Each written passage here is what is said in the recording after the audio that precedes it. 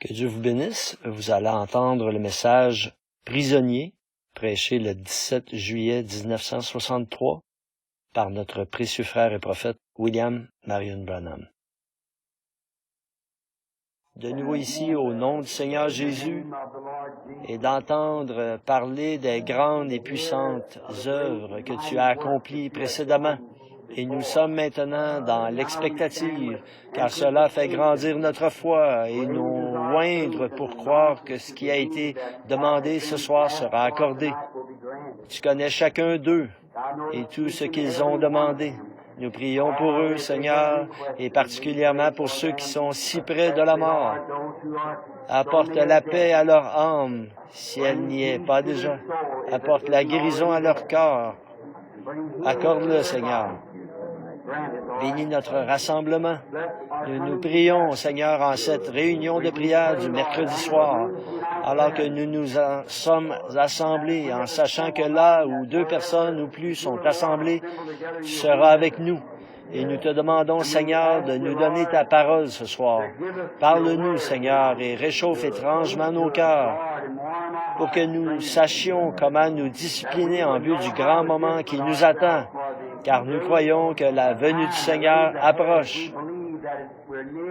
Nous te remercions pour ces gens qui commencent maintenant à découvrir une foi qui leur est chère, qui reconnaissent ce que signifie la foi. En reconnaissant cela, nous te remercions même pour les réunions à venir, car nous croyons que tu accompliras quelque chose. Seigneur, nous sommes dans une grande attente, comme au jour d'autrefois, croyant que le temps est proche, où tu vas ouvrir les écluses des cieux et répandre les promesses, les choses que Dieu a promises pour ce dernier jour. Maintenant, nous te demandons, Seigneur, d'être avec tous à travers les nations, car nous avons appris qu'un grand nombre de personnes partout ont des besoins aujourd'hui. Exauce leurs requêtes, Seigneur. Nous prions, désireux de voir la grande main de Dieu se mouvoir partout dans le monde, parmi ceux qui s'attendent à cette grande chose. Pardonne-nous nos péchés.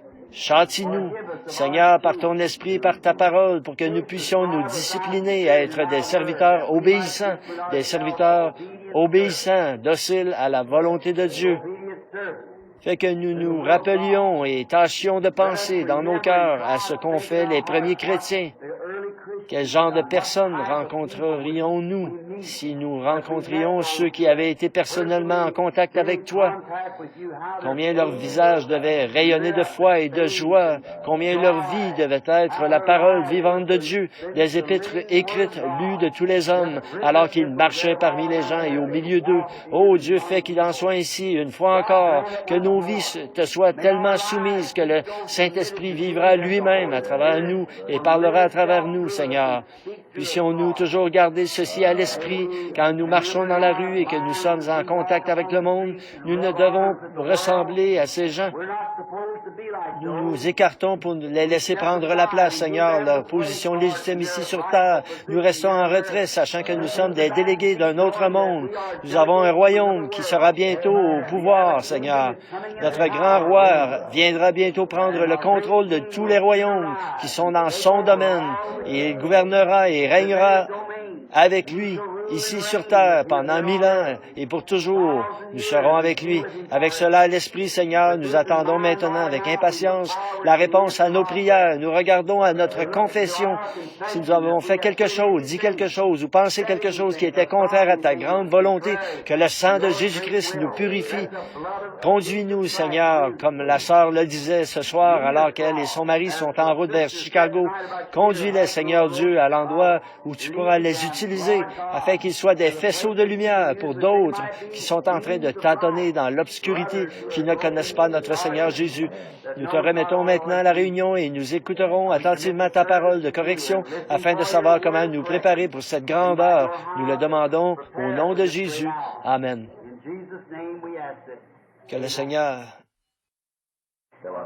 Que le Seigneur te bénisse. Merci, frère. C'était un peu imprévu pour moi. Comme j'étais à la maison, je me suis dit que si je n'avais pas vraiment à aller quelque part en urgence, je m'en voudrais de rester à la maison, de ne pas venir à la réunion de prière. Je suis arrivé à l'improviste. C'était imprévu pour moi et pour ma famille aussi. À peine rentré, je suis reparti aussitôt. Donc, j'ai dit, je vais à la réunion de prière. Elle n'a même pas eu le temps de se préparer pour venir puisqu'elle ne savait pas que je viendrais. Alors, je suis heureux d'entendre le témoignage de la sœur là, du frère, à propos de cette lumière là-bas, en Caroline du Sud ou en Caroline du Nord, quelque part. C'était à Greenville, n'est-ce pas?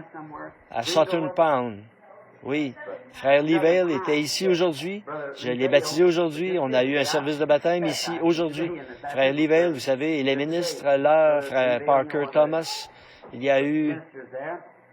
Je me souviens de la fois où une sœur était recouverte d'une ombre.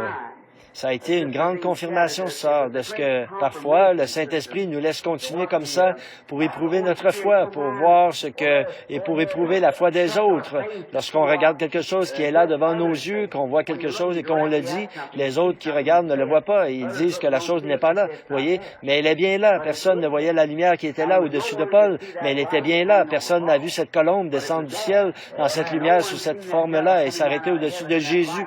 Personne d'autre que Jean, mais elle était bien là. Vous voyez? Et donc, plus tard, quand je parlais aux gens de cette lumière qui est semblable à une colonne de feu, personne ne voulait y croire. Mais maintenant, l'œil mécanique de l'appareil photo l'a identifiée comme elle est venue. Et l'esprit mauvais est sombre. C'est comme nos vies. Nous sommes des ombres. Et si nous sommes une lumière, si nos vies cadrent avec la lumière du jour, nous marchons dans la lumière.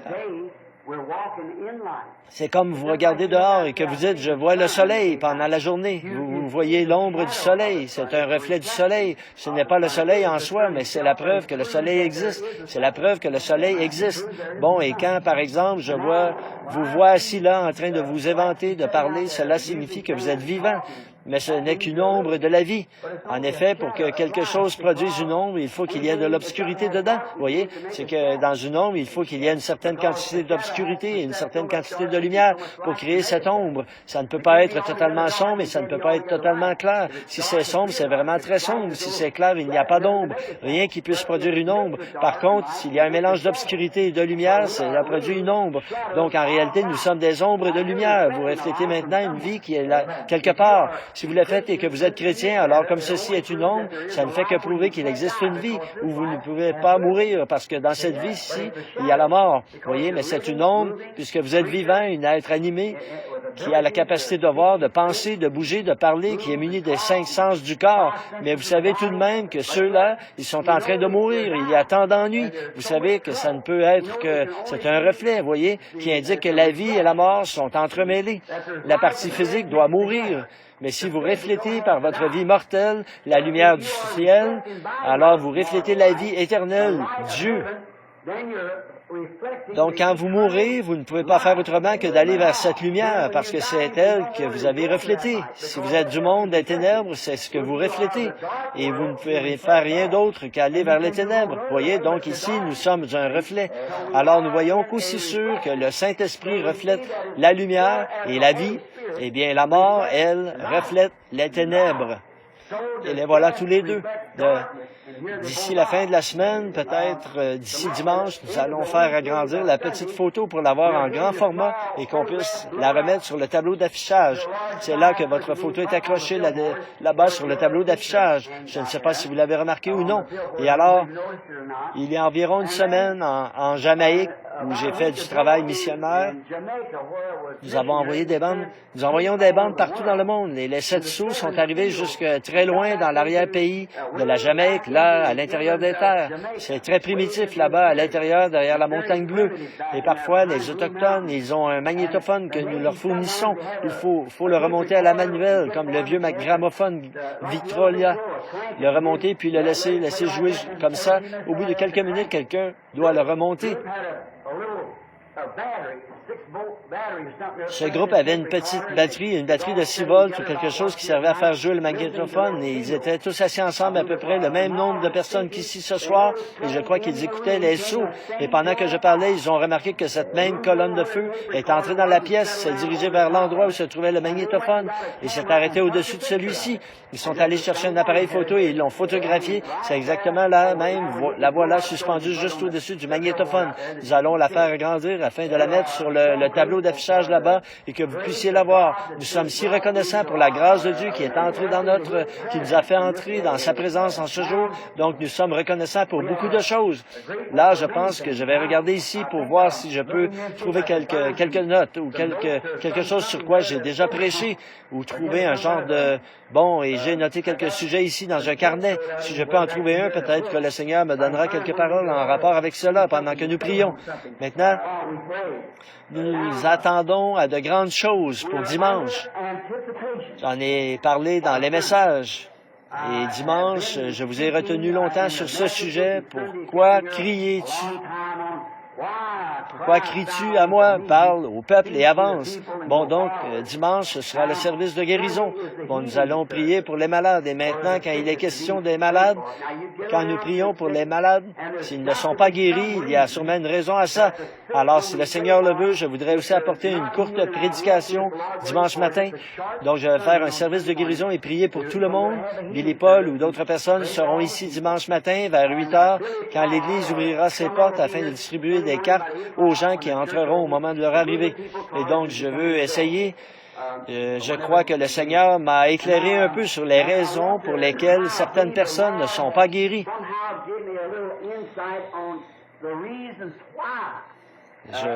Je crois que c'est parce que certaines choses n'ont pas été bien comprises.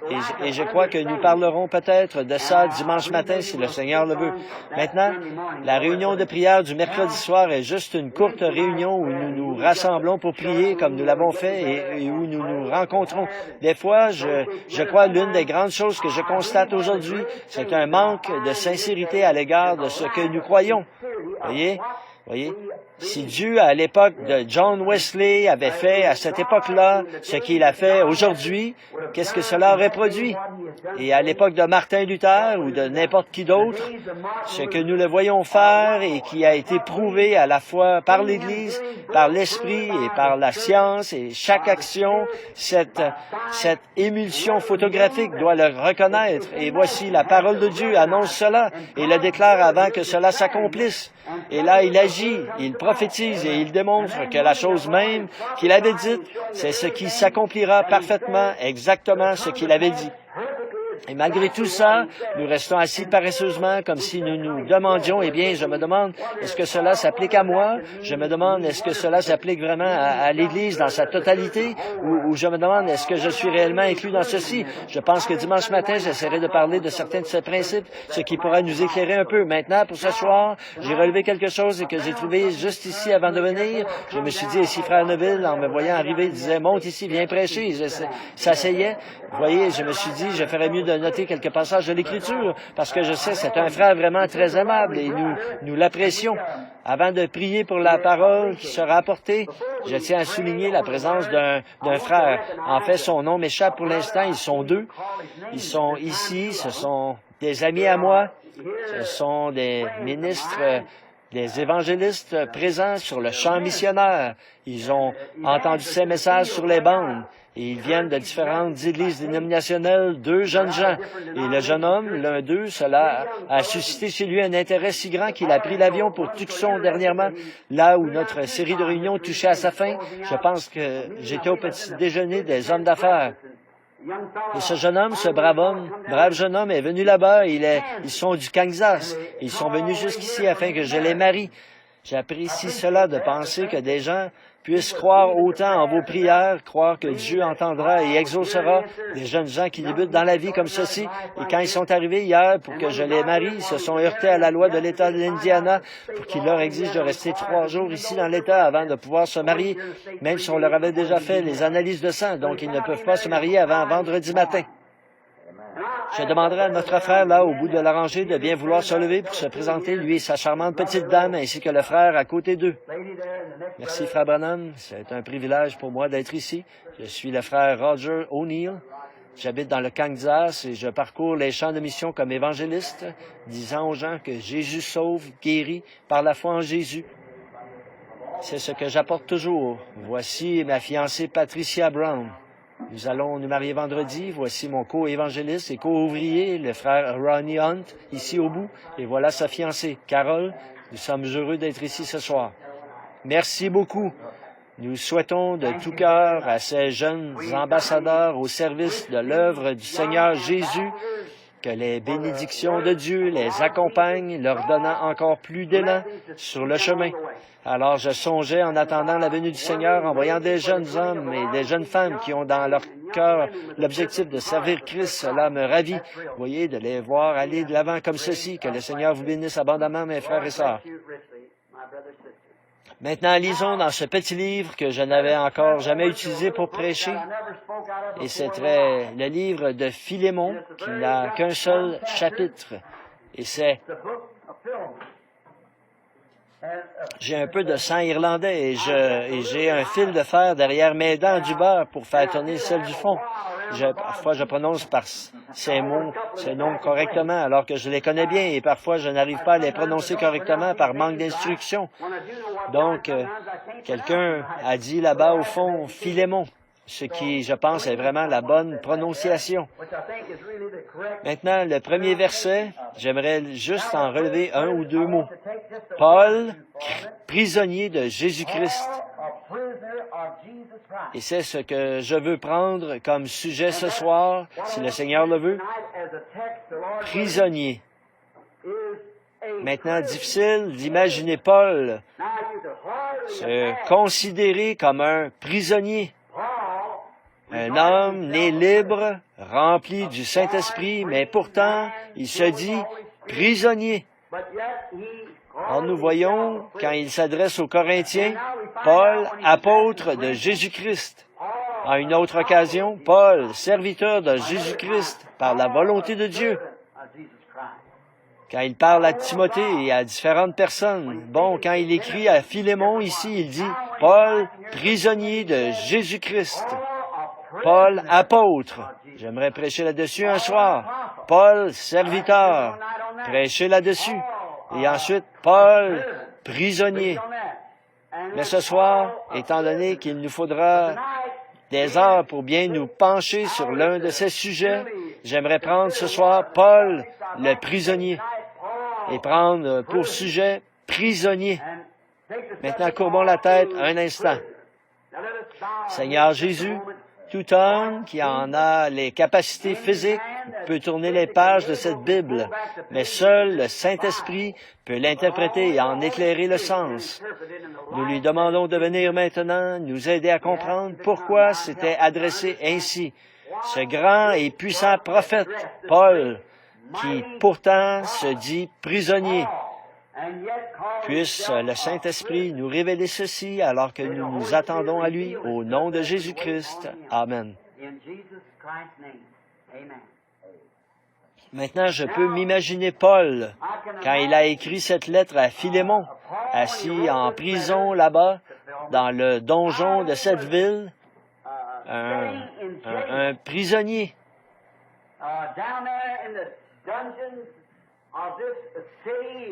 Alors lui qui était dans cette situation, il savait fort bien ce que signifiait ce mot. Il était entouré de barreaux. Il ne peut être libéré qu'à condition que quelqu'un le mette en liberté. Il savait ce que c'était que d'être un prisonnier. Et puis, je crois que ce que l'apôtre a voulu un peu signifier par cela, il ne l'a pas adressé ainsi par rapport à sa situation comme prisonnier, son être physique assis là, dans cette prison, mais je crois qu'il faisait allusion à son être, son esprit, sa volonté, qui était prisonnier de Jésus-Christ. Or, nous sommes tous nés avec le libre arbitre. Nous pouvons prendre toutes les décisions que nous voulons. Dieu qui est juste agit ainsi parce qu'il doit placer tous les hommes sur la même base. Autrement, il a placé le mauvais homme il a placé le premier homme sur une mauvaise base quand il lui a donné le libre arbitre. Voyez, ce soir, nous sommes tout à fait comme Adam et Ève. Il n'y a aucune différence. Le bien et le mal sont placés devant chacun de nous. La vie et la mort, nous pouvons faire notre choix. C'est à vous de le faire, voyez. C'est ce qu'ont fait Adam et Ève, voyez. Et ils ont fait le mauvais choix. Et alors, à cause de ça, toute la race humaine, a été livrée à la mort, la peine de mort. Puis Dieu est descendu sous la forme d'un homme et a pris cette mort sur lui. Il a expié la peine de mort afin que ces sujets qui avaient le désir d'être libérés puissent être mis en liberté. Or, s'il nous traite différemment de la manière dont il a traité Adam et Ève, qui nous fait simplement traverser quelque chose et dit « Je vais vous sauver, que vous le vouliez ou non », alors il a placé Adam et Ève sur une mauvaise base, voyez-vous. Mais chacun de nous doit choisir aujourd'hui entre la mort et la vie. Nous pouvons le faire. Comme je viens de le dire, voilà, votre lumière démontrera, votre vie démontrera exactement de quel côté vous êtes. Peu m'importe de quel côté vous prétendez être. Ce que vous faites au quotidien démontre ce que vous êtes. Vous avez entendu ce vieux dicton, votre vie fait tellement de bruit que je n'entends pas votre témoignage. Voyez, vos actes font tellement de bruit. Pousser des cris et sauter, j'ai toujours cru à ça. Par contre, j'ai toujours dit, ne sautez pas plus haut que vous vivez, parce que c'est ce que le monde va observer, voyez-vous. Vous devez sauter à la hauteur de la vie que vous menez, pas plus haut. Donc, parce que quelqu'un vous observe. Alors, quand les gens ne viennent pas à l'Église, beaucoup ne veulent pas venir, c'est tout. Et certains de ceux qui ne viennent pas sont des gens sincères. Ils ont vu tellement de corruption dans l'Église qu'ils ne veulent rien avoir à faire avec ça. Et souvent, franchement, on ne peut pas vraiment les blâmer. Voyez, à cause de la façon dont les gens se conduisent. Ils se disent chrétiens. Ils sont la plus grande pierre d'achoppement du monde. L'homme et la femme qui professent être chrétiens alors qu'ils vivent le contraire de ce qu'ils professent. C'est tout à fait exact. Parlons des déceptions qu'il y aura au jugement. Eh bien, le pécheur, le contrebandier d'alcool, celui qui joue à des jeux d'argent, l'adultère, ce n'est pas lui qui sera déçu quand il entendra lire sa sentence, aller dans le feu qui ne s'éteint point. Il ne sera pas déçu, mais le bonhomme qui essaie de se cacher derrière un genre de confession religieuse, c'est lui qui sera déçu au jour du jugement. Voyez, celui qui confesse être chrétien alors que sa vie, c'est autre chose. Il vaudrait mieux pour lui n'avoir jamais fait la moindre confession, jamais commencé, que de commencer et vivre ensuite autre chose. En effet, la plus grande pierre d'achoppement qui soit, celui qui confesse, déclare qu'il est chrétien alors que sa vie, c'est autre chose. Gardez-vous toujours de juger votre vie par la quantité de puissance que vous avez pour accomplir des miracles. Il ne faut pas se juger non plus par la quantité de connaissances qu'on a de la parole. Mais jugez-vous toujours en regardant en arrière et en faisant un inventaire pour voir le genre de fruits que porte la vie que vous menez en ce moment. Voyez? Il y a quelque temps, à une réunion des hommes d'affaires à Phoenix, en Arizona, j'ai justement pris comme sujet de prédication le reflet de Jésus, refléter la vie chrétienne. J'ai dit que je suis né pas loin d'ici, dans le Kentucky, où tout est très primitif, et c'était particulièrement vrai quand j'étais enfant. Et un certain petit garçon n'avait pas de maison comme celle que nous avons ici, où tant de jolies dames doivent se regarder dans des miroirs placés partout dans la maison pour bien arranger leurs cheveux et tout. Mais lui, il n'avait qu'un petit miroir, rien qu'un petit bout de miroir accroché à un arbre dehors, à l'endroit où se tenait la tablette pour se laver, là où sa mère et son père se lavaient et se peignaient les cheveux et tout, en se servant du petit bout de ce vieux miroir accroché à un arbre. En fait, c'est ce genre de maison-là que nous avions. Si quelqu'un voulait se voir dans le miroir, nous, les enfants, nous devions aller chercher une caisse et monter sur une tablette dont on se servait pour se laver. Et ensuite, on se regardait dans ce bout de miroir que j'avais moi-même ramassé dans une décharge. Ça, ce n'était pas dans le Kentucky, c'était dans l'Indiana, pas loin d'ici, sur Utica Pike. Alors comme ça, cet enfant ne s'était encore jamais vraiment vu. Et le voilà en ville, en visite chez sa grand-mère. Et en parcourant la pièce, la grand-mère avait une maison où il y avait un miroir pleine grandeur sur la porte. Donc, en courant dans la pièce, le petit garçon a vu un autre petit garçon en face de lui. Et ce petit garçon courait lui aussi. Alors, il a eu l'idée de s'arrêter pendant quelques minutes pour voir ce que le gamin allait faire. Et quand il s'est arrêté, le petit garçon s'est arrêté. Quand il a tourné la tête, le petit garçon a tourné la tête. Il s'est gratté la tête, le petit garçon a gratté la sienne. Finalement, il s'est approché pour examiner, il s'est retourné, sa mère l'observait et sa grand-mère tout étonnée. Il a dit, « Mais maman, c'est moi! » Alors j'ai dit ceci, « Nous aussi, nous reflétons quelque chose. Vous voyez, notre vie présente un reflet. Et maintenant, si nous vivions au jour de Noé, de quel côté serions-nous? Quel côté aurions-nous choisi à cette grande époque où Noé a vécu? Quel côté aurions-nous choisi au jour de Moïse? Quel côté au jour d'Élie, le prophète, alors que le monde entier avait été englouti dans une grande masse de modernisme à l'image de cette Jézabel moderne qui s'était débarrassée de tous les serviteurs du Seigneur en les entraînant dans la voie de la mondanité. L'Église et les sacrificateurs s'inclinaient tous devant elle. Auriez-vous choisi le côté de la popularité ou auriez-vous été du côté d'Élie? Et au jour du Seigneur Jésus, quand nous pensons à cette personne impopulaire, sans instruction du monde, on n'a jamais pu trouver l'école qu'il aurait fréquentée, sans aucune expérience de séminaire. Il a grandi avec la réputation d'avoir eu une naissance illégitime. Il a ensuite paru prêchant un évangile qui était contraire à tout ce qu'on leur avait enseigné. Il condamnait les ministres, leur organisation et tout. Alors, les organisations avaient fait cette déclaration. Quiconque ira, ne serait-ce qu'écouter ce soi-disant prophète, sera exclu de la synagogue. C'était un péché mortel. Il fallait rendre des comptes. La seule façon pour eux de rendre un culte, c'était sous le sang de l'agneau. Il fallait participer à ce sacrifice. Et donc, ils étaient bannis. C'était une chose très sérieuse. Et cet homme ne tenait aucun compte de tout cela. Pourtant, il était en harmonie parfaite avec les Écritures, mais pas de la façon qu'eux les connaissaient. Quel côté auriez-vous choisi? Vous voyez, maintenant, la vie que vous vivez en ce moment est le reflet actuel de ce que vous auriez fait en ce temps-là, parce que c'est toujours le même esprit qui vous habite. Vous voyez, si vous vous rangez du même côté qu'eux maintenant, c'est ce que vous auriez fait en ce temps-là, parce que ce même esprit qui est en vous maintenant était dans les gens en ce temps-là, vous voyez. Le diable ne retire jamais son esprit, il passe simplement d'un homme à l'autre. Dieu non plus ne retire jamais son esprit, il passe de l'un à l'autre, voyez. Donc, ce même esprit qui était sur Élie est venu sur Élisée et sur Jean-Baptiste. C'était le même et ainsi de suite. Le Saint-Esprit qui était sur Christ est venu sur les disciples et ça continue. Il est encore sur les gens, voyez. Vous voyez, Dieu ne retire jamais son esprit. Donc, nous voyons, nous devons faire un choix. Et je ne vois pas là Paul regretter quoi que ce soit et se dire peiné d'être prisonnier. Mais il se désignait, je crois que Paul, au moment où il écrivait cette lettre avec cette plume, que c'est le Saint-Esprit qui le poussait à écrire cela, afin que peut-être encore ce soir, nous puissions tirer le contexte de notre texte pour montrer pourquoi Paul a fait cela. En effet, puisque c'est l'Écriture, et l'Écriture est éternelle, je crois que c'est là, dans cette vieille prison crasseuse, que Paul a écrit à son collègue, là, à son frère, qu'il était prisonnier de Jésus-Christ. Il pouvait donc exprimer cela en voyant ce qui l'entourait. Eh bien, il était en prison.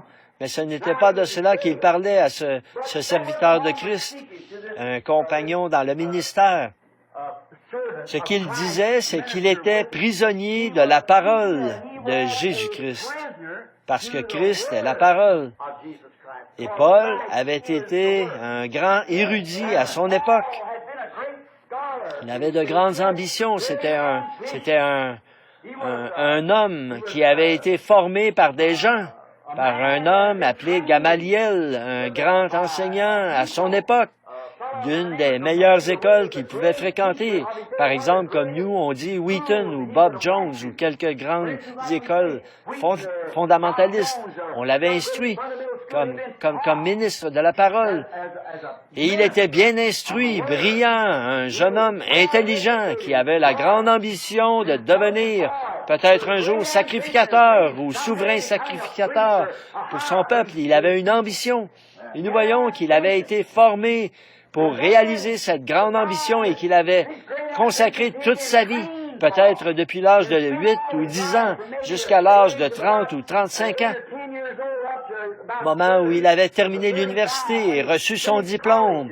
Il avait tous ses diplômes et tout, et il était bien considéré de tout le clergé et même du souverain sacrificateur à Jérusalem. Il avait reçu de lui des ordres personnels écrits par lesquels il avait confié à ce grand Saul la mission de descendre à Damas afin de trouver là-bas tous ceux qui rendaient un culte à Dieu d'une manière contraire. Ce que lui, il avait dicté de les lier, de les jeter en prison. Et il avait reçu ordre de les mettre à mort. À la rigueur, s'il jugeait bon de le faire, il avait de grandes ambitions. Et alors Dieu a complètement sorti de lui tout ce pourquoi il avait été formé. Voyez?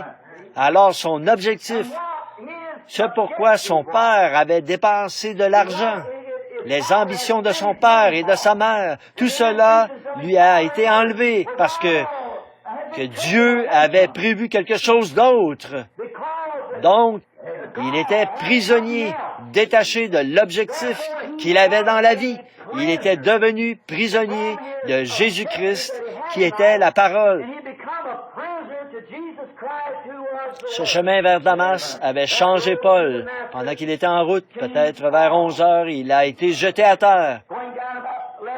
Il a entendu une voix qui lui a dit, « Saul, pourquoi me persécutes-tu? » Il a levé les yeux, et quand il a levé les yeux, lui qui était juif, il savait que cette colonne de feu, c'était le Seigneur qui avait conduit les enfants d'Israël. Et là, en effet, il a reconnu que c'était elle. Rappelez-vous, cet Hébreu n'aurait jamais appelé quoi que ce soit Seigneur, S majuscule, E-I-G-N-E-U-R, Elohim, à moins qu'il ait été convaincu que c'était bien lui, parce qu'il était un érudit accompli. Et quand il a levé les yeux et qu'il a vu cela, une lumière, une colonne de feu qui avait conduit son peuple dans le désert, alors il a dit, Seigneur, Elohim, S majuscule, E-I-S-E-I-N, Seigneur, qui es-tu? Quelle surprise cela a dû être pour ce théologien, dire « Je suis Jésus », celui-là même à qui il s'était même opposé. Quel revirement! Oh! Oh! Cela a dû être quelque chose d'extraordinaire pour cet homme, lui qui avait toutes ses ambitions. Il a découvert tout à coup que ce qu'il faisait là, c'était persécuter. Ses ambitions l'avaient mené à s'éloigner davantage de la chose principale qu'il voulait accomplir. Alors quel grand choc cela a dû être pour cet apôtre lorsqu'il a dit « Je suis Jésus, celui-là même qu'il persécutait, pourquoi me persécutes-tu? » Alors, une petite citation que nous pouvons mentionner en passant. Voyez-vous, quand les gens se moquent de l'Église, ce n'est pas vraiment de l'Église qu'ils se moquent, c'est de Jésus qu'ils se moquent.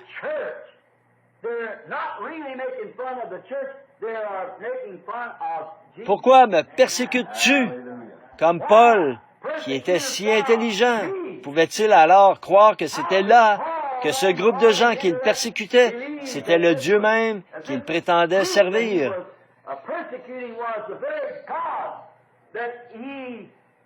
Je pense que, sans entrer dans les détails, je pense que nous sommes tous suffisamment bien enseignés pour savoir ce que je veux dire ici. Il se passe la même chose aujourd'hui. Paul, par ignorance, lui qui était pourtant intelligent et brillant, bien plus brillant que les Galiléens sans instruction qu'ils persécutaient, eux qui, par humilité, avaient déjà accepté cet homme comme Seigneur. Mais Paul, avec sa grande instruction et son intellect, ne pouvait pas accepter cela. Alors quel revirement cela a dû être pour lui sur cette route. Il a été frappé d'aveuglement pour qu'il ne puisse pas exécuter sa commission, mais on l'a conduit vers un lieu, dans une rue appelée la Droite, dans la maison de quelqu'un. Et là, le prophète nommé Ananias est venu, il l'avait vu en vision, il s'est rendu là-bas, et il avait vu où il se trouvait, il est donc allé le trouver, il est entré, il a dit, « Saul, mon frère, le Seigneur qui t'est apparu sur le chemin par lequel tu venais m'a envoyé t'imposer les mains pour que tu recouvres la vue et que tu sois rempli du Saint-Esprit. » Voyez dans quelle situation il se trouvait. Quelle chose extraordinaire cela a dû être pour Paul. Voyez, c'était là complètement l'inverse de tout ce pourquoi il avait été formé. Et toute l'instruction qu'il avait reçue, cela avait alors perdu toute valeur à ses yeux. Là, il savait qu'il avait vécu une expérience. Donc, voici une autre bonne leçon pour nous. Une expérience à elle seule ne suffit pas.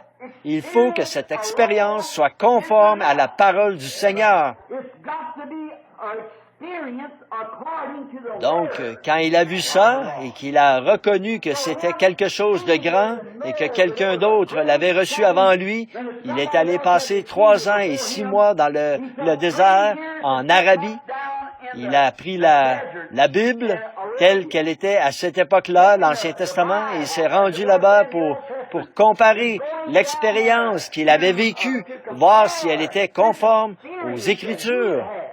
Maintenant, s'il avait dit, eh bien, ce n'était peut-être qu'un feu de paille et qu'il était passé à autre chose, je vais me fier à mon intelligence. Or, il devait devenir prisonnier de quelque chose, devenir prisonnier. Ainsi, après avoir établi une comparaison et vu ce qu'il en était, ce n'est pas étonnant qu'il ait pu écrire l'Épître aux Hébreux sous forme de type. Voyez, 3 ans et demi passés là-bas dans la parole, où il a découvert que le Dieu même qu'il avait appelé était en train de le ramener, de transformer tout son intellect, transformer tout ce qu'il avait jamais pensé, tout ce pourquoi il avait été formé, toute son ambition lui a été ôtée. Il est devenu prisonnier. L'amour de Dieu avait été si extraordinaire et une telle révélation qu'il ne pouvait pas s'en détacher. Voilà la véritable expérience de chaque vrai croyant qui rencontre Dieu. Vous entrez en contact avec quelque chose qui est tellement grand que vous devenez un prisonnier détaché de tout le reste. Voyez, vous éloignez de tout pour vous constituer prisonnier de ceci. Cela a été exprimé une fois lorsque Jésus a dit, le royaume des cieux est semblable à un homme qui achète des perles. Quand il trouve cette perle magnifique, il vend tout ce qu'il a pour l'acquérir. Et c'est la même chose ici. Vous avez une conception intellectuelle, vous avez une expérience théologique, mais quand vient le moment où vous trouvez vraiment la chose authentique, alors vous vendez tout le reste et vous vous emprisonnez dans ceci. Paul en savait quelque chose. Il a constaté qu'il était attelé à quelque chose. Comme quand nous accrochons un harnais à un cheval, c'est dans le but de tirer quelque chose. Et Paul savait, suite à cette expérience et à ces 3 ans et demi passés à mettre en parallèle avec la Bible, l'expérience qu'il avait vécue, il a pris conscience que Dieu l'avait choisi et qu'il l'avait attelé par le Saint-Esprit. L'expérience qu'il avait vécue allait servir à amener l'Évangile en présence des gens des nations. L'Esprit lui-même l'avait attelé. Et aujourd'hui, en tant que serviteurs de Christ, nous sommes maintenant attelés, accrochés. Nous ne pouvons pas nous en aller. Nous sommes rivés à elle, attelés à la parole. Peu importe ce que n'importe qui d'autre peut dire, vous êtes attelés à elle. Il y a quelque chose là qui fait que vous ne pouvez simplement pas vous en détacher. Vous êtes attachés à elle, sous son joug, par le Saint-Esprit qui vous a mis sous le joug de la parole. Peu importe ce que n'importe qui d'autre peut dire, c'est la parole qui compte. Et ça toujours. Il était attelé sous son joug. Il était attelé à la parole par l'Esprit. Il avait appris là-bas, derrière le désert d'Arabie. Alors, toutes ces anciennes choses, ces expériences et son ambition, il avait été dépouillé de ces choses. Maintenant, c'est ce que nous voyons aujourd'hui. Nous devons d'abord être dépouillés. Et les gens ne veulent pas être dépouillés. Le frère méthodiste veut conserver un peu de son enseignement méthodiste. Oui, le frère baptiste veut conserver un peu de son enseignement baptiste. Voyez? Mais vous devez absolument être dépouillé de tout et naître de nouveau, voilà, renaître. Et à partir de là, que le Saint-Esprit prenne la conduite. Vous ne pouvez pas dire, bon, eh bien, mon papa a dit que quand il est entré dans l'Église, il a serré la main du pasteur. C'est un bon membre fidèle. C'était peut-être très bien pour sa race, mais nous sommes d'une autre race. Voyez, nous devons maintenant revenir au temps biblique de notre époque. Les sacrificateurs étaient eux aussi attelés, mais voyez-vous, ils étaient entrés dans une autre dispensation. Et ils ne s'étaient pas dépouillés de leur vieux harnais pour mettre un nouveau harnais. Et nous retrouvons la même chose aujourd'hui. Nous avons traversé un âge dénominationnel, comme nous l'avons démontré par les âges de l'Église, la Bible et tout. Mais nous arrivons maintenant dans un âge libre où le Saint-Esprit lui-même descend, démontre ce qu'il est et se fait connaître, accomplit chaque promesse qu'il a faite. Oh là là! Quel temps glorieux! Et il savait que, autre chose, il savait qu'il ne pouvait pas aller à des endroits où, en étant attelé à ceci, où il voulait aller. Il savait que son ambition l'attirait parmi des frères, où il était le bienvenu, mais il était contraint par l'Esprit à faire quelque chose d'autre. Il ne s'appartenait plus. Peut-être que quelqu'un pouvait dire, frère Saul, frère Paul, nous voulons que tu viennes par ici parce que nous avons la plus grande Église, nous avons l'assemblée la plus nombreuse, tu auras d'énormes offrandes et tout. Mais il était contraint par l'Esprit. Il pensait, j'ai un frère là-bas, je voudrais aller sauver ce frère, le conduire au Seigneur. Mais l'Esprit le contraignait à aller ailleurs. Il était prisonnier. C'est exact. Oh Dieu, fais de nous ce genre de prisonniers-là. Délivre-nous de notre propre ambition égoïste, de nos propres jugements et de notre meilleure façon de penser pour que nous soyons prisonniers de Jésus-Christ. Et je pense que c'était là une grande déclaration. Je suis prisonnier de Jésus-Christ. Et souvenez-vous, il est la parole, voyez? Peu importe ce que n'importe qui d'autre peut penser, c'est la parole qui compte, voyez? Si vous êtes prisonnier de la parole, aucune dénomination ne peut vous en détacher. C'est la parole qui compte. Vous êtes simplement, vous en êtes prisonnier, voilà tout. Vous devez agir comme elle agit. Donc, il ne peut pas aller à certains endroits où il aurait voulu aller. Parce que, pourquoi? L'Esprit le lui interdisait. Vous vous rappelez, souvent, Paul a essayé d'aller quelque part et il se disait, je pourrais faire de grandes réunions là-bas. Mais l'Esprit le lui interdisait. Alors, n'est-ce pas là une preuve et une déclaration qui indique clairement que Paul était prisonnier de Jésus-Christ, attelé à sa parole par l'Esprit. Oh, j'aime ça, oui. Il était lié par une chaîne, par des fers d'amour, pour qu'il fasse la volonté de Dieu et elle seule. Il était prisonnier. Il était enchaîné dans des fers d'amour. Il était attaché à Christ, sous son joug. Il ne pouvait pas se mettre sous un autre joug. Il était attaché à lui, sous son joug. Alors il devait aller là où la conduite allait. Peu importe combien le pâturage était vert de ce côté-ci ou de ce côté-là, il devait aller dans la direction du conducteur et du joug.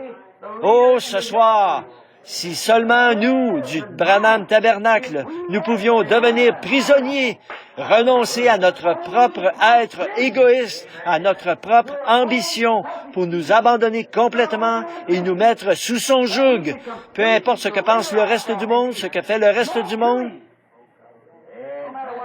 Nous sommes sous un joug, dans des chaînes d'amour, nous sommes prisonniers. Mes pieds sont tellement sous le joug de Christ qu'ils refusent de danser. Mes yeux sont tellement sous le joug de Christ que quand je vois ces stripteaseuses modernes dans la rue, ils détournent ma tête. Mon cœur est tellement sous un joug d'amour pour lui que je ne peux plus avoir d'amour pour ce monde. Ma volonté est tellement sous son joug que je ne sais même plus quelles sont mes ambitions. Seulement partout où tu me conduiras, je te suivrai, Seigneur. Je serai prisonnier. Voyez? Paul était bien un prisonnier. Ce qu'il a déclaré là n'était pas faux. Il avait été formé par le Saint-Esprit, qui lui avait aussi appris à s'attendre à la parole.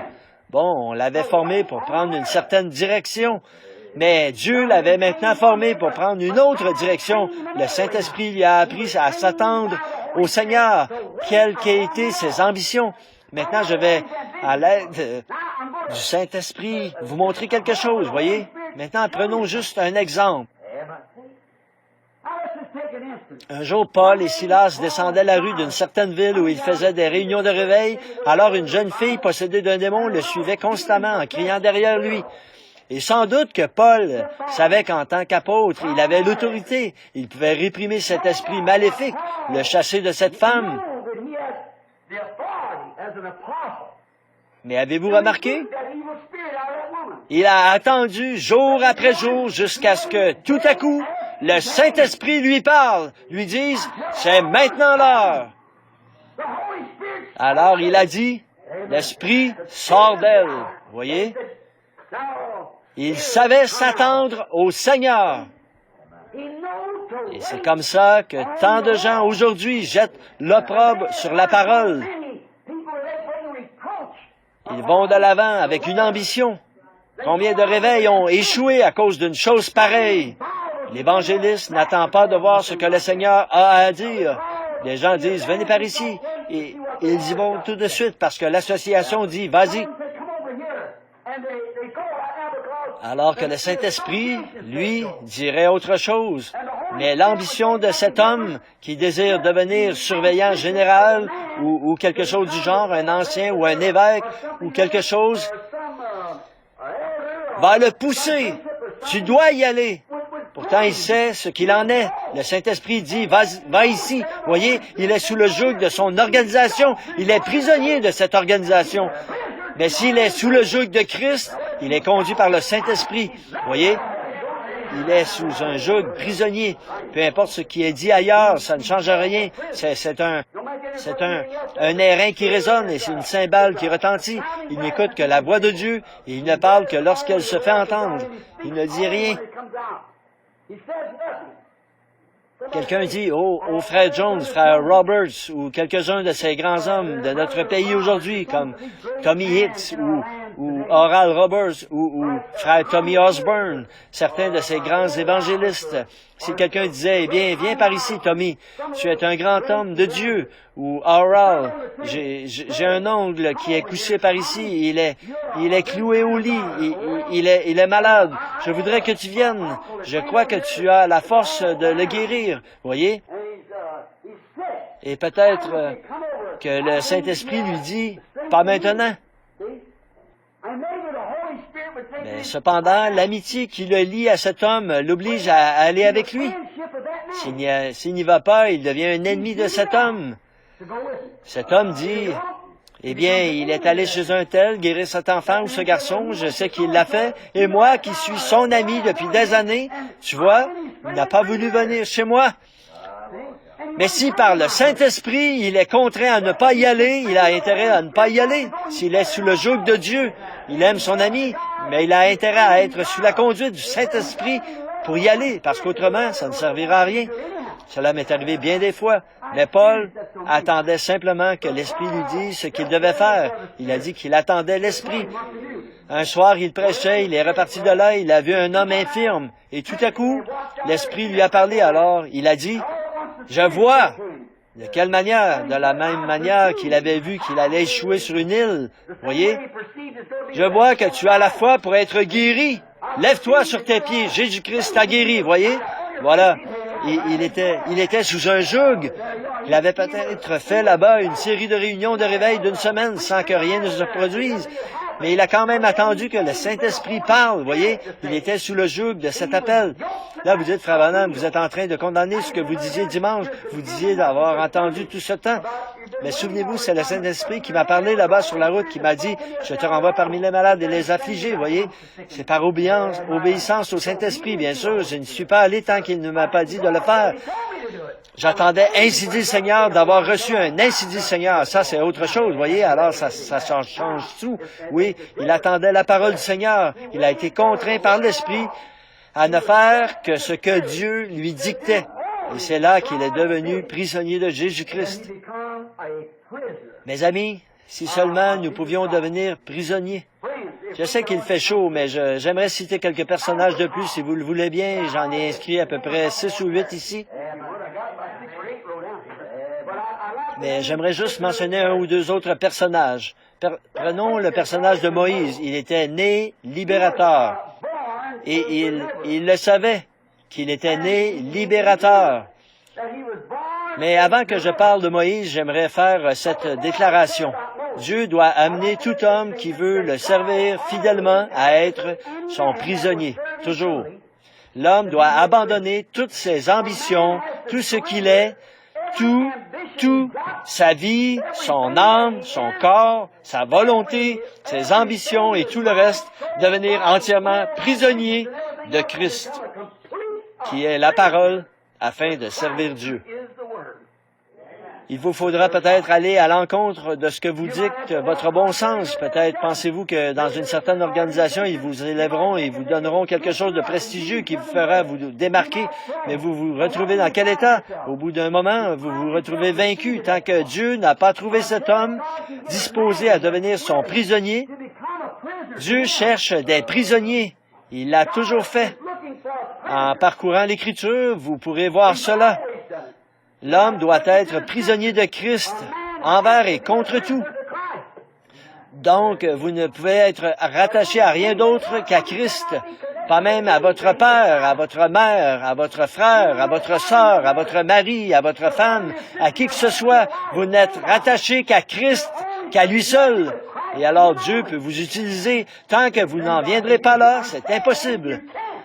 À certains endroits, parfois, je parle durement aux gens. Vous voyez, j'essaie de vous amener à vous détacher. Il vous faut avoir un point de départ. Par exemple, parfois, on s'élève contre les femmes qui se coupent les cheveux et portent ses vêtements et qui continuent à se dire chrétiennes. Vous dites, ça, c'est insignifiant. Eh bien, il faut commencer à quelque part. Alors, commencez juste là, par votre ABC. Vous voyez? Commencez du moins par vous détacher de cette apparence mondaine et devenez prisonnière de Christ. Continuez simplement à vous détacher de tout jusqu'à ce qu'enfin le dernier lien a été rompu. C'est là que vous êtes prisonnier alors.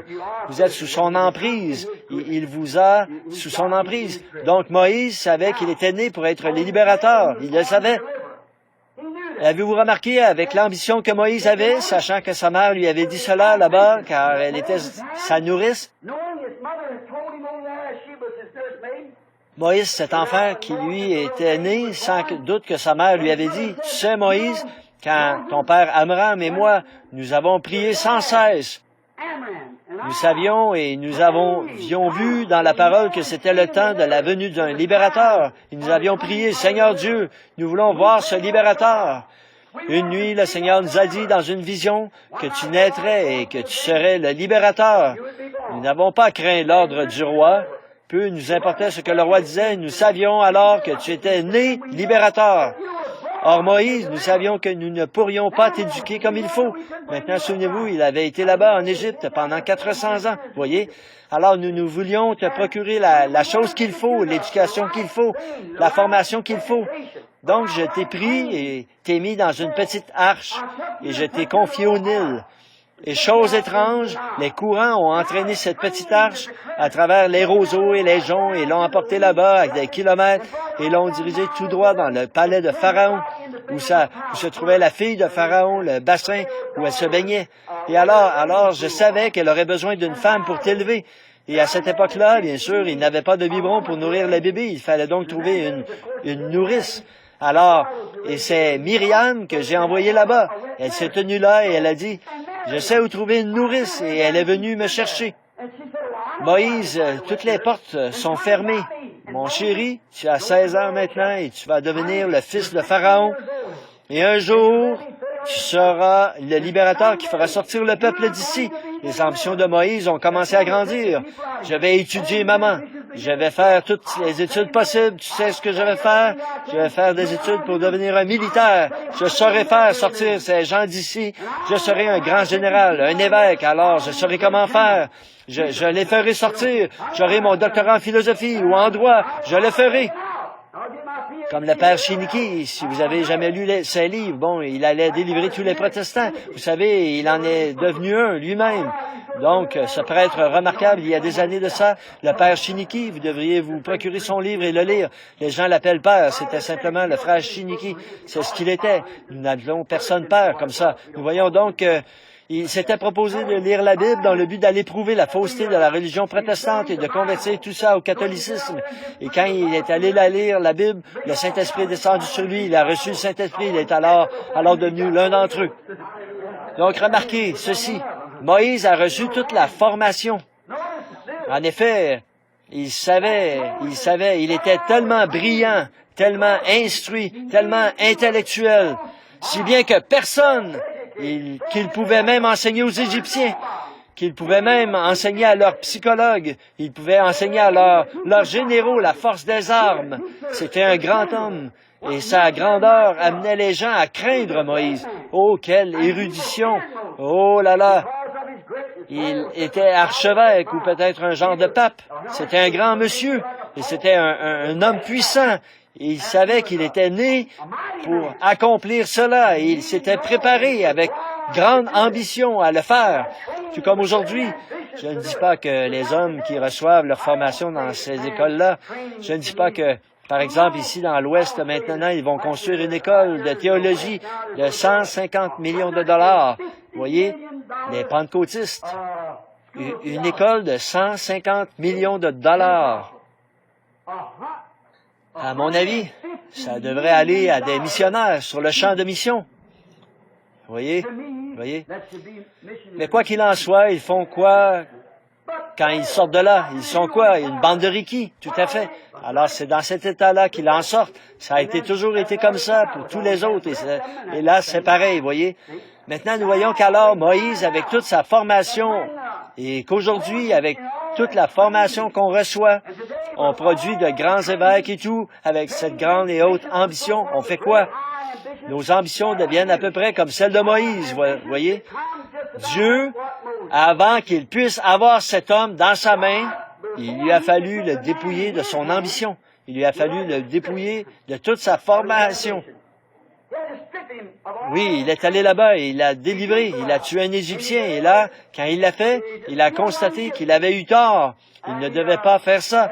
Ce n'était pas la manière de faire. Alors Dieu a dû le conduire dans une région sauvage, dans le désert, un lieu désertique. Si vous remarquez, c'est assez étrange. Les gens à qui Dieu veut donner un message, il les conduit au désert.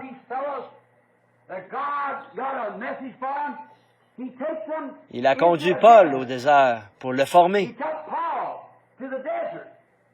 pour lui faire connaître le sens de cette grande vision là, dans le désert. Va dans tel désert. Et il est resté là-bas jusqu'à ce que Dieu lui ait pleinement fait savoir ce qu'il devait faire. Et Moïse, à son époque, il l'a conduit dans le désert. Il l'a maintenu là-bas pendant 40 ans. Il l'a dépouillé de toute sa théologie et de toute son ambition. Oh, quel moment! Là, il a pu regarder en arrière et constater son échec. Et nous, ce soir, en voyant notre ambition, nous devrions vraiment faire la même chose. Regardez les campagnes de guérison. Dès que le Seigneur, il y a quelques années, a fait quelque chose pour commencer à restaurer la guérison malade et tout le monde, toutes les organisations, parce que ce n'était pas venu dans leur organisation à eux, il fallait qu'il se trouve un guérisseur. Et qu'est-ce qu'on a fait? Regardons ça un instant. On a fait la même chose que Moïse. On est allé là-bas, on a tout essayé pour fabriquer un genre de miracle. Je flaire une maladie, j'ai du sang dans ma main, et on fabrique un miracle. Voyez? Et on se retrouve avec quoi? Certains de ces hommes-là, les nerfs mis à rude épreuve au point qu'ils craquent, ils deviennent de vrais ivrognes, des névrosés, et leur tête n'y est plus. Les voilà complètement revirés de l'ordre, de l'objectif du pentecôtisme. Ils sont carrément revenus, encore une fois, à celui de créer des organisations et ce genre de choses. Voyez, qu'est-ce qu'on a fait? On a tué un Égyptien, à peu près ça. C'est vrai. Et on a essayé, on s'est efforcé, on a payé, on a travaillé dur, on a passé des nuits entières dans des réunions de prière jusqu'à en perdre la voix, et on a cherché à fabriquer quelque chose, à mousser quelque chose, toutes sortes d'activités de ce genre, et on constate que c'est un échec total. Nous devons retourner au désert, c'est vrai. Oui, monsieur. On craque et on se démène. Pourquoi ne pas capituler? C'est ce que vous devez faire, voyez, retourner là-bas et capituler. Eh bien, on a fait la même chose qu'eux, la même chose que ce que Moïse avait fait. Ça ne sert à rien. Au bout de 40 ans, il s'est retrouvé prisonnier de la parole de Dieu. Qu'est-ce que nous cherchons à faire? quand la grande bénédiction est arrivée et la manifestation de toutes ces grandes choses dont Dieu nous avait parlé, du fait qu'il faut que nous naissions de nouveau, qu'il faut que nous recevions le Saint-Esprit, du baptême au nom de Jésus-Christ et de toutes ces choses-là. Voyez-vous, les gens, au lieu de s'en tenir à cette parole, d'être attelés à elle, qu'est-ce qu'ils font? Ils ont commencé leur propre théorie dénominationnelle, qui s'était déjà avérée être un échec, et ils cherchent à fabriquer quelque chose qui aurait un air de vérité. Je ferais mieux de m'arrêter juste là, voyez. Je suis sûr que vous avez assez de sagesse pour savoir ce que je veux dire, voyez. Mais enfin, regardez ce que cela a produit. Réfléchissez. Nous avons quoi ce soir? Rien d'autre qu'une nation pleine de gens organisés. Ils nient les Écritures de Dieu. Ils qualifient la vie du Saint-Esprit, disent que c'est de la télépathie mentale. Et ils refusent à tout ça, à l'accès à leur Église, et ils ne vous permettent pas de dire un seul mot à propos de la semence du serpent, de la sécurité éternelle, et des choses que le Saint-Esprit a révélées et a prouvées être la parole. J'ai lancé défi après défi que l'on vienne m'en démontrer la fausseté. Ils ont quoi? La même chose que Luther, que tous les autres, vous voyez? Ils ont tué un Égyptien. Qu'est-ce qu'il faut? Qu'est-ce qui est arrivé? Peut-être qu'il a amené un homme à commencer à arrêter de voler ou à peut-être à être fidèle à sa femme. Mais comme ça, qu'est-ce que vous avez fait de lui, un membre d'Église? Venez vous joindre à notre groupe, voyez? Cet homme mort et puant. C'était le seul résultat qu'il pouvait présenter comme succès après 40 années de formation. Un Égyptien puant est allé là en décomposition, mort. C'est à peu près la même chose ce soir. Voilà le seul résultat que nous pouvons présenter après ce réveil qui s'est répandu partout. Pour ainsi dire, on n'a qu'une bande de membres d'Église puants qui ne connaissent pas plus Dieu qu'un Hottentot que ne connaîtrait une nuit égyptienne. C'est vrai, on leur parle de la parole de Dieu. Ils disent, je ne crois pas à ça. Ils disent, peu m'importe ce que vous dites, je n'y crois pas. Vous voyez, c'est une chose terrible que de devoir présenter un tel résultat après toute cette tension, ces luttes et tout ce que nous avons connu. Peut-être que nous pourrions présenter une grande école, mais elle est morte. Nous pourrions présenter une organisation, mais elle est morte. Elle sent mauvais, elle est identique à la chose même dont nous étions sortis au départ, comme une truie qui retourne à son bourbier et un chien à ce qu'il a vomi. Quand nous y retournons, un Égyptien mort, sans doute que quelqu'un a dit, Moïse, mais tu ne te soucies donc plus du peuple? Tu as été appelé à faire ceci. Quelqu'un qui connaissait Moïse et qui savait qu'il avait été appelé à cela, alors tu as perdu le souci du peuple. Pas du tout. Eh bien, alors pourquoi est-ce que tu n'es pas là-bas en train de faire ceci? Pourquoi est-ce que tu n'es pas là à essayer de faire cela? Pourquoi est-ce que tu ne te joins pas aux autres? Moïse était là-bas en train d'être dépouillé jusqu'au moment où il a vécu une expérience au buisson ardent qui lui a déclaré la parole. Je suis le Dieu d'Abraham, d'Isaac et de Jacob. Je me souviens de ma promesse et je suis descendu pour les délivrer. Je t'envoie le faire. Avec ça, c'était réglé. Il a vu la parole et non l'ambition des gens, ni les désirs des gens. Alors qu'est-ce qu'il est devenu? Il ne voulait plus affronter les Égyptiens, il ne voulait plus affronter tout ça. Mais il est devenu prisonnier. Amen. Il avait passé 40 ans à fuir, à être dépouillé, mais il est ensuite devenu prisonnier au buisson ardent. Le puissant Moïse, avec tout son intellect.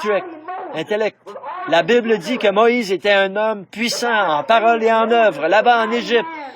Mais observez ce que ce puissant théologien a fait en présence du buisson ardent. Il a confessé son incapacité, c'est tout. Quand il a vu le véritable dessein de Dieu, il a confessé qu'il était incapable de l'accomplir. Il avait pourtant reçu toute la formation théologique qu'on pouvait lui donner. Il avait été formé dans leur meilleure école.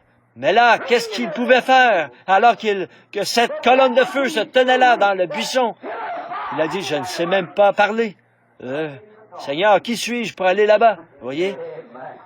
Enlève tes souliers, Moïse, je veux te parler. Oh, tout ça même tes souliers, te voilà de nouveau à même le sol. Je veux te parler. Incapable même de parler. Enfin, un prisonnier élu. Un prophète élu. Tout comme Paul avait été élu.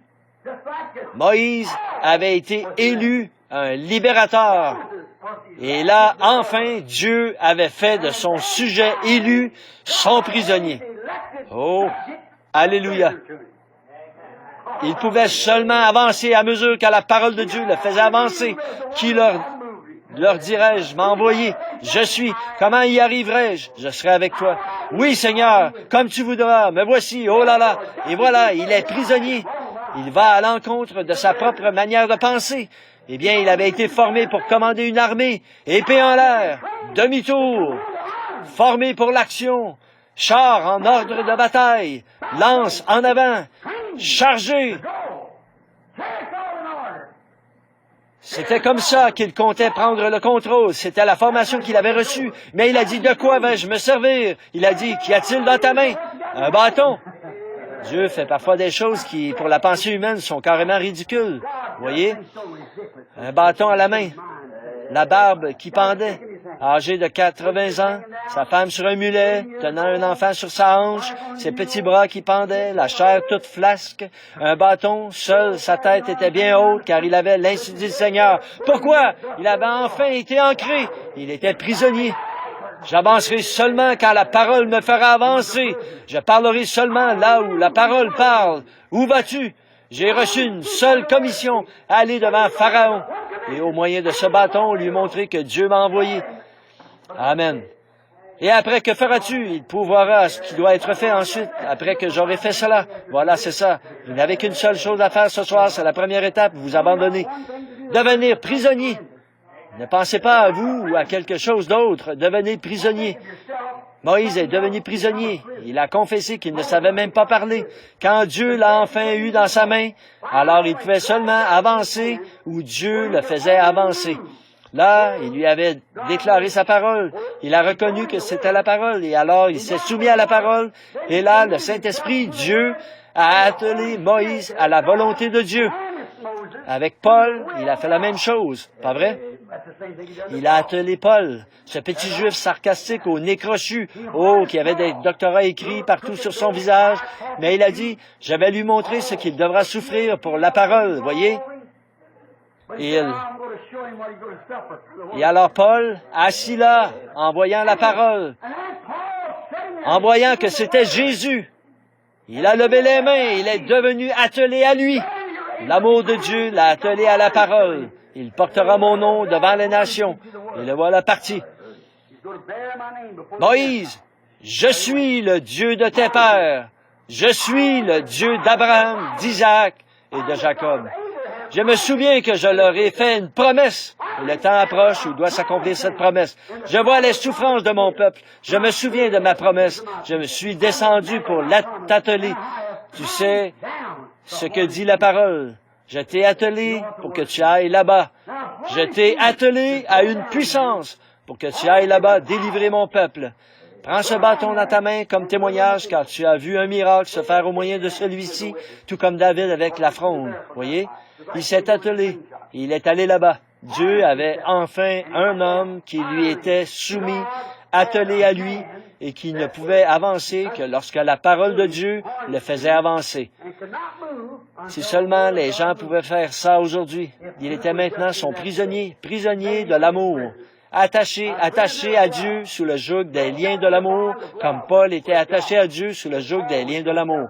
Tout comme Paul, ils avaient tous deux été formés de la même manière. Moïse avait été formé, vous savez, pour délivrer les enfants d'Israël par la force des armes. Paul avait été formé pour les délivrer de la mainmise des Romains et les affranchir par la grande force ecclésiastique qu'ils exerçaient dans le monde. Et à cette époque-là, formés dans les grandes écoles sous les enseignements de Gamaliel, ils sont tous deux allés au désert. À leur retour, c'étaient des hommes transformés. Tous deux ont vu la colonne de feu et tous deux étaient prophètes. Pas vrai? Tous deux étaient prophètes. Et la colonne de feu leur a parlé à tous les deux. C'est tout à fait exact. Ils allaient être les libérateurs. Les voilà partis au désert. Ils ont quitté leur foyer. Ils sont allés au désert pour voir ce qu'il en était. Ils ont quitté leurs proches et tout pour trouver la volonté de Dieu. Vous voyez? Ils avaient reçu une certaine formation. Dieu a opéré en eux une transformation. Et il leur a fallu devenir entièrement prisonniers afin qu'ils n'agissent pas comme ils le voulaient, mais qu'ils agissent comme Dieu voulait qu'ils agissent. Il est le même hier, aujourd'hui et éternellement.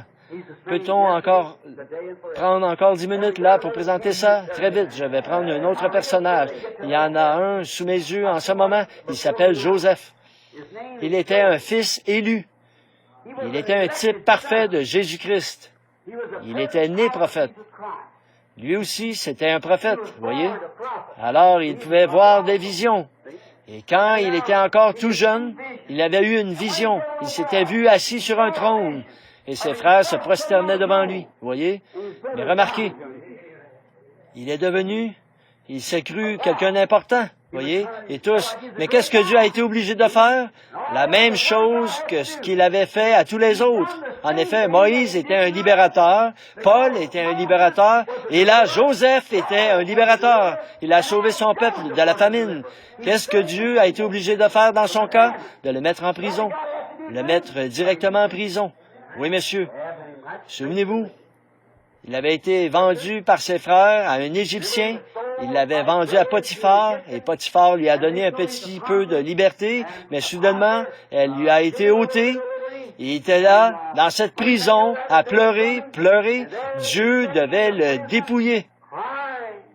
Maintenant, remarquez, mais je crois que pendant tout ce temps, dans cette prison, il se rappelait que, d'après la vision qu'il avait eue, il allait s'asseoir sur un trône et ses frères allaient se prosterner devant lui parce qu'il savait que son don venait de Dieu.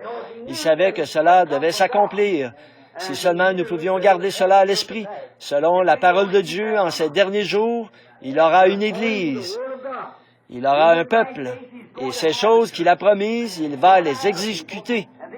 Il a dit qu'il le ferait, et nous vivons en ce temps-là. Nous y sommes. Il cherche simplement à nous amener à être de vrais prisonniers maintenant, enfermés avec lui. Vous avez entendu ce vieux cantique qu'on chante, « Et là, je suis tout seul avec Dieu. Je désire être tout seul avec Dieu. » Eh bien, c'est de là que m'est venue cette pensée, être tout seul avec Dieu. Rien d'autre. Vous avancez seulement quand Dieu dit qu'il faut avancer. Vous faites seulement ce que Dieu vous dicte.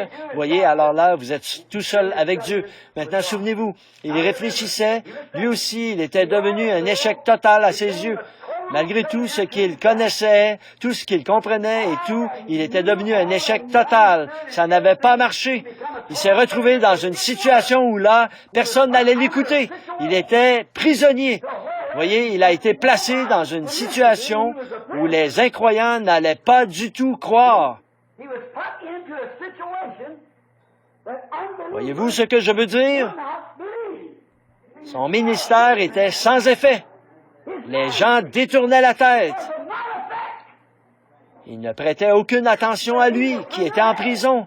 Quel bien son ministère pourrait-il faire? Il aurait beau se tenir derrière les barreaux de la prison et leur prêcher, ils poursuivraient leur chemin, voyez. Mais il était devenu prisonnier. Et Dieu l'a gardé prisonnier jusqu'à ce que la roue soit parfaitement alignée. Il a dit, voici l'homme qu'il me faut. Gloire, un échec total. Enfin, Dieu est venu à lui dans sa prison. Comme à Paul, comme à tous les autres, il est venu à lui. Et pour le sortir de là, il a utilisé le don qu'il lui avait donné. C'est vrai. Il l'a fait sortir de sa prison. Qu'est-ce qu'il a fait? Dès qu'il l'a fait sortir de sa prison, le roi lui a donné le pouvoir. Son roi, aux côtés duquel il était assis sous sa conduite. On l'a sorti de la prison et on lui a donné le pouvoir, si bien que tout ce qu'il disait devait s'accomplir. Amen. Dans sa prison, il se souvenait constamment qu'il était né dans un but. Il allait s'asseoir aux côtés d'un roi. Tous les autres allaient fléchir le genou devant lui. C'est ce que sa vision lui avait annoncé. Amen. Mais avant que sa vision puisse être totalement accomplie, il devait devenir prisonnier. Amen. Ensuite, il est devenu un chef.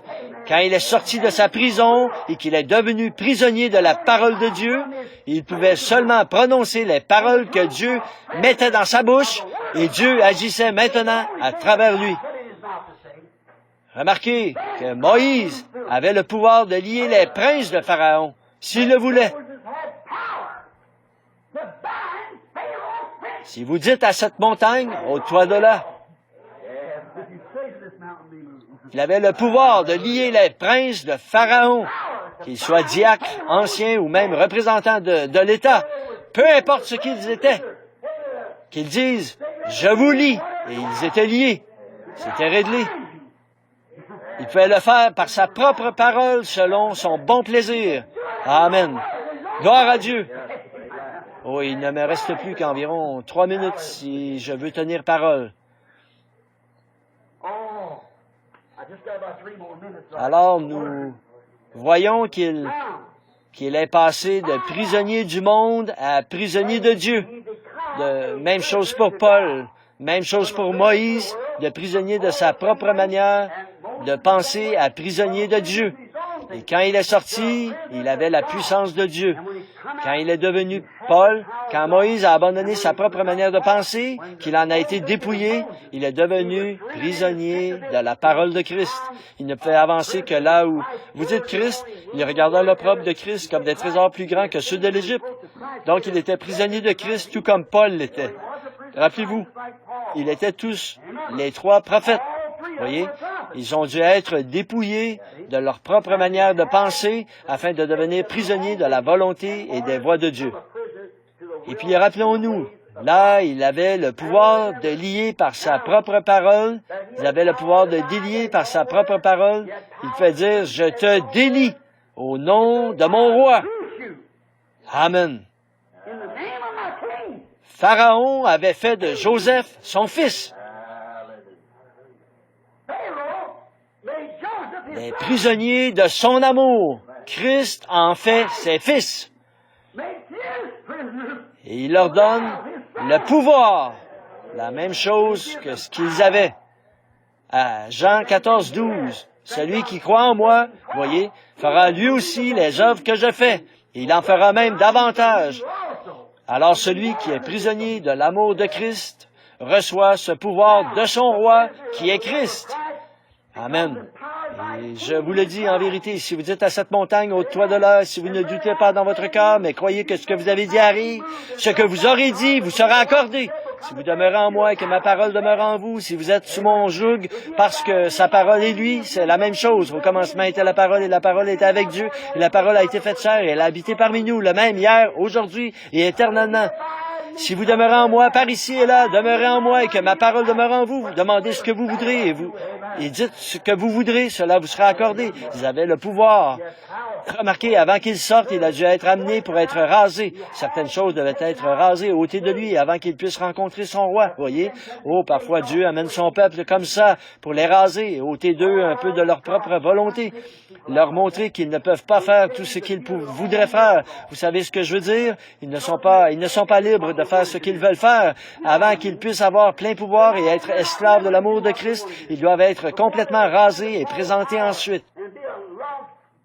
Parfois, il les amène au désert pour le faire, pour les raser. Et il en fait ensuite ressortir ses oins afin qu'ils accomplissent son dessein, ce à quoi il les a destinés. Vous voyez ce que je veux dire? Frères, nous sommes au temps de la fin. Souvenez-vous de ce qu'il a fait toutes les autres fois. Il devait toujours s'emparer d'un homme pour en faire son prisonnier, lui faire quitter les siens. Celui-ci devait renoncer à toutes ses connaissances, oublier toutes ses formations, tout pour pouvoir connaître la volonté de Dieu, suivre Dieu. Il ne peut pas suivre les activités de l'homme et suivre Dieu en même temps. Elles sont trop opposées les unes aux autres. Vous ne pouvez pas aller à l'est et à l'ouest en même temps. Vous ne pouvez pas aller à droite et à gauche en même temps. Vous ne pouvez pas faire le bien et le mal en même temps. Vous ne pouvez pas suivre l'homme et Dieu en même temps. Non, monsieur, ou bien vous suivez Dieu, ou bien vous suivez l'homme. Et donc, si vous suivez Dieu et que vous êtes soumis à Dieu, vous devenez alors prisonnier de ce Dieu, de cette parole, de cette volonté. Peu importe ce qui est dit ailleurs, vous devenez prisonnier de cela. Écoutez, nous sommes au temps de la fin. Et je dirais ceci avec révérence et respect, alors que les quelques dernières minutes s'envolent. Regardez, à mon avis, ce que Dieu fera, ce qu'il doit faire et fera en ce dernier jour, c'est trouver un outil pour faire la moisson. Il doit trouver un outil pour frapper le sol. Tout fermier, quand il fait la moisson, doit avoir un instrument au moyen duquel la faire. Bien sûr, il doit avoir une faucille tranchante ou quelque chose, un instrument pour battre le grain. Et la moisson est mûre. Oh Dieu, prends-nous dans ta main. Fais de nous des esclaves de ton amour. Utilise-nous comme instruments afin de faire prendre conscience à cette terre de péché maudite sur laquelle nous vivons aujourd'hui, que Jésus-Christ est le même hier, aujourd'hui et éternellement. Quant à moi, ô Dieu, fais que je sois un prisonnier. Même si tous mes frères me rejettent, si tous mes amis me rejettent, je veux être prisonnier de Jésus-Christ et de sa parole pour pouvoir être attelé à sa parole par le Saint-Esprit, voir le Saint-Esprit confirmer la parole de Dieu en accomplissant les choses mêmes qu'il avait annoncées. Je veux être prisonnier de Jésus-Christ. Prions.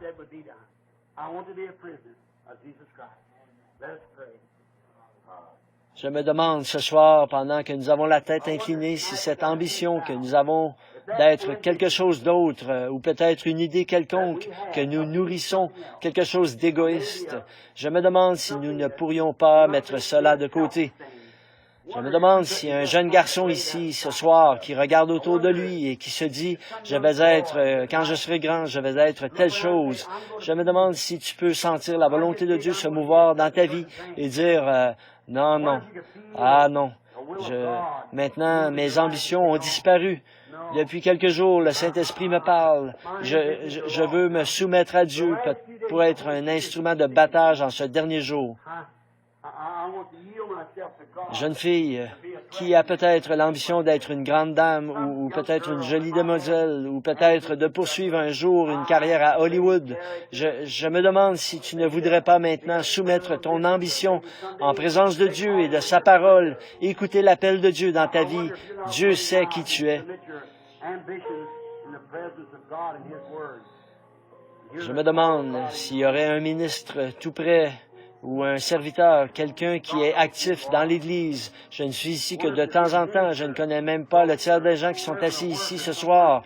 Mais de la petite poignée de gens qui se trouvent ici, je me demande s'il y aurait quelqu'un comme ça ici et que vous voudriez dire, peu m'importe ce qu'on dit, je suis esclave de Dieu à présent, je vais prêcher sa parole malgré tout. Que mon organisation me mette à la porte, ça m'est égal, je vais quand même m'en tenir à cette parole, je vais le faire. Ma volonté, c'est la volonté de Dieu, la volonté de Dieu, c'est ma volonté. Je vais être prisonnier de Jésus-Christ par sa grâce et avec son aide, je le serai. Réfléchissez à ça pendant que nous avons la tête inclinée. Combien ont cette ambition ce soir? Voulez-vous lever la main? Voici la mienne également. J'abandonne tout. Maintenant, avec la tête inclinée, doucement là, pendant que vous réfléchissez en ce moment, pendant que vous priez. Oui, prends tout, Seigneur. Oui, prends tout, Seigneur. Entre tes mains, j'abandonne tout avec bonheur. Oui, prends tout.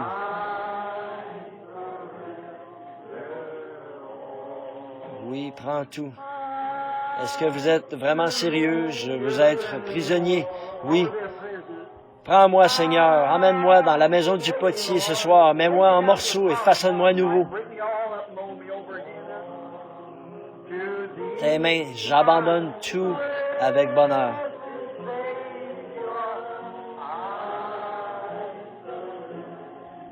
Père céleste, pendant que la musique continue à jouer, il m'a paru tout à fait opportun en ce moment d'interrompre le chant et de te parler pendant un instant. Pendant que les gens méditent là-dessus, j'abandonne tout. Père, puissions-nous le faire comme si c'était notre dernière occasion de le faire. Fais que nous venions avec sincérité, que nous nous approchions, pour ainsi dire, de la table du Seigneur avec des vêtements lavés, des âmes lavées, des volontés lavées, des ambitions lavées, afin de nous abandonner. Et que Dieu prenne sa parole et nous attache à elle, sous son joug, la parole de Dieu. Puisse le Saint-Esprit nous prendre maintenant, comme nous entendons le joug se refermer autour de nos cœurs. À partir de ce soir, je te prends au mot. Maintenant, n'utilise plus ta propre pensée. Que mes pensées soient ta pensée. Que ma volonté soit ta pensée. Je te conduirai. Ô Dieu, accorde cette expérience à chacun de nous. Ces jeunes gens assis ici, certains sont maris et femmes, d'autres deviendront maris et femmes. Il y a des hommes plus âgés assis ici. Ce sont des ministres qui ont fait du chemin. Et Seigneur, il y a ici Frère Neville, moi-même, presque au sommet de l'échelle de la vie. Nos jours sont maintenant comptés. Nos pas se font plus prudemment qu'avant. Nous regardons où nous posons le pied. Nous n'avançons pas d'un pas aussi sûr, physiquement parlant, qu'avant.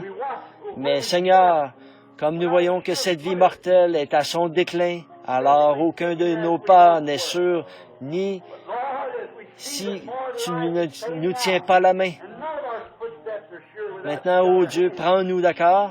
Prends notre cœur et notre volonté entre tes mains et fais que nous devenions prisonniers de la parole ce soir, prisonniers de Christ. Puissions-nous mener des vies saintes ici-bas, que ces femmes, ces jeunes hommes, garçons et filles abandonnent leur vie, Seigneur, et que leur ambition devienne l'ambition de servir Jésus-Christ. Fais que nous devenions prisonniers de sa grâce et de sa volonté divine. Accorde-le, Seigneur. C'est tout ce que je peux faire, Seigneur. Ces petites paroles entrecoupées, je veux croire que tu les harmoniseras. En effet, il fait chaud ici et les gens veulent écouter, mais il fait vraiment chaud. Et beaucoup doivent rentrer chez eux et aller au travail de bonne heure.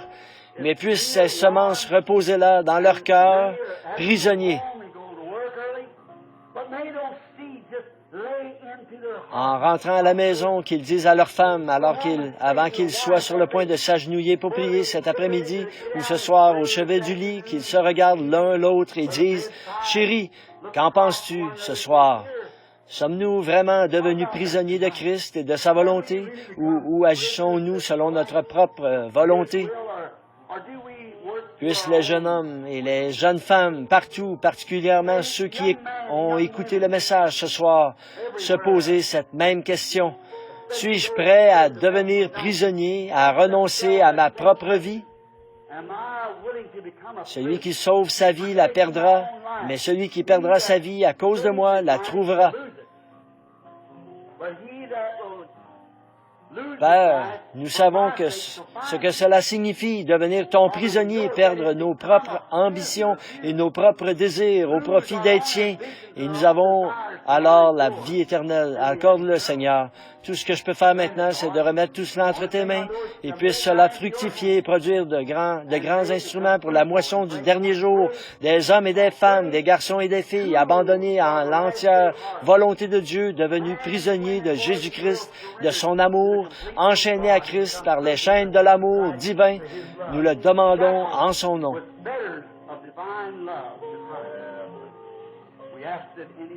Oui. Prends tout, Seigneur. Levons-nous. Oui, prends tout, Seigneur. Entre tes mains.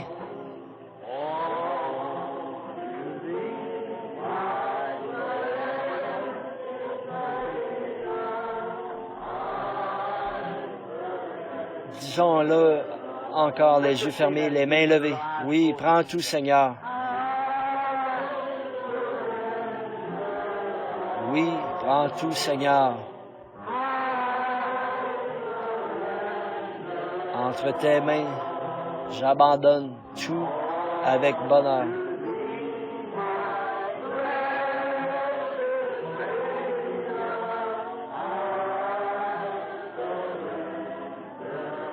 Maintenant, courbons la tête et, avant d'entonner le cantique que nous chantons au moment de nous séparer, revêt-toi du nom de Jésus. Je vais demander à ce frère qui est ici, son nom m'échappe, la sœur qui a témoigné au sujet de la vision des ténèbres qui venait sur elle et qui a été guérie. Et souvenez-vous, en regardant en arrière, le voile avait disparu. C'est sa foi qui a accompli cela.